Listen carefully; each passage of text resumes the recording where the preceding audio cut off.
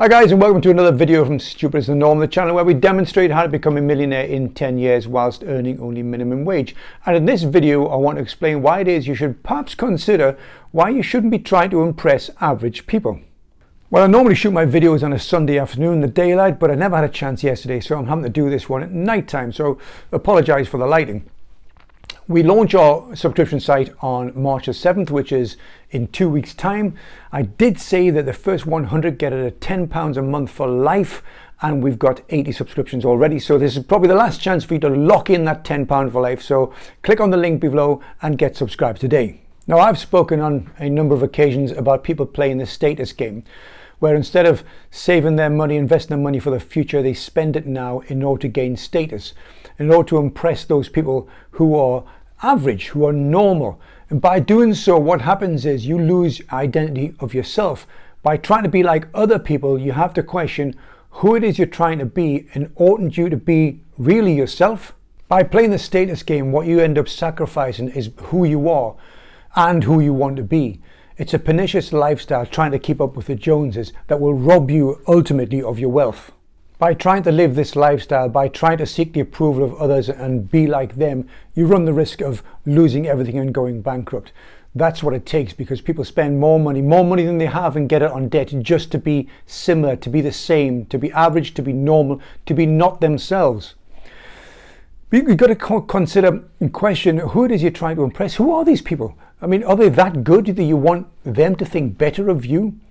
See, to me, I think there are four different types of people to consider.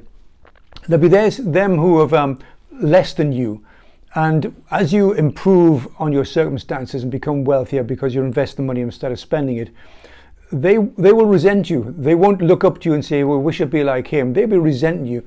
And if you don't believe me, you know, when that guy revs his Lambo at the lights, are you saying, well, you must have worked very hard for that, mate. I really give you some respect for that. Is that what you're thinking? Or you're thinking perhaps something else?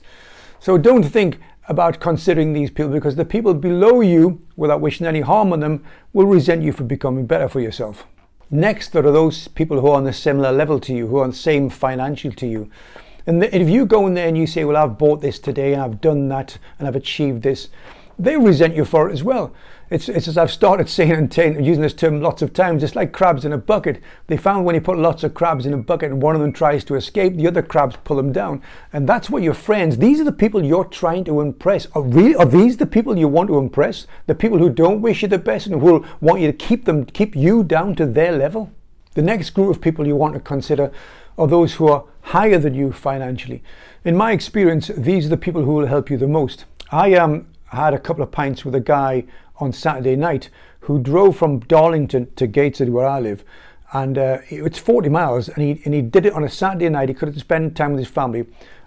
He'd watched my videos. We'd met at a property meeting, and he just thought, well, I've got nothing to do, I'll go up and have a chat with Perry, see if I can help.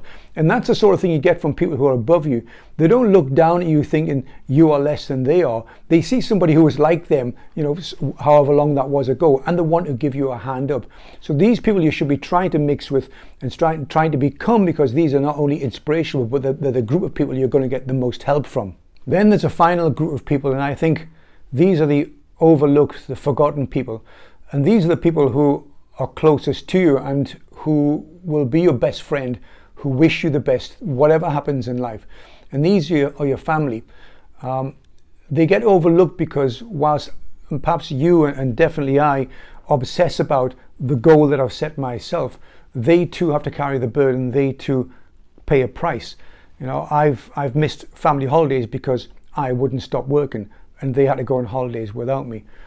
As I look around this room now, the carpet's looking a bit tatty. So is the settee, principally because we've got 3 cats. I'm not willing to replace it until the cats have gone. But there's stuff that needs doing around the house, and I wouldn't pay it. I refuse to pay it because I'm obsessing about the journey I'm on and the target I've set myself to become a millionaire in 10 years. But unknowingly, they have become victims to my obsession. And it's these people you should give more consideration for, because after all, these are the people who are going to stand by you, and ultimately, these are the guys who'll share your wealth. But you have to reward them and explain to them and inform them where you've been, what you're doing now, and where you're going to, so that they appreciate that all the sacrifice, not just you, I mean, they love you, they care for you, but everybody is a little bit selfish, and they'll be reflecting on themselves and thinking, well, it's okay him doing that and working all the hours that God sent, but my life hasn't changed any, my life hasn't improved. But if you can keep informing them how you're doing, how you're making things better, then they will appreciate you more, and that when it comes to getting the reward, or they see their life improving, then they're going to love you even more for that. I actually at one stage did a presentation. I did a video about this a long time ago, so a lot of you won't have seen it, that I wasn't appreciated, and I was getting some stick for not putting my hand in my pocket and paying for things. And I did a presentation in this room here. I got a flip chart out and I said, look, this is where I was. I had no money in the bank. I had £10,000 of credit card. I was working behind the bar in the pub across the road.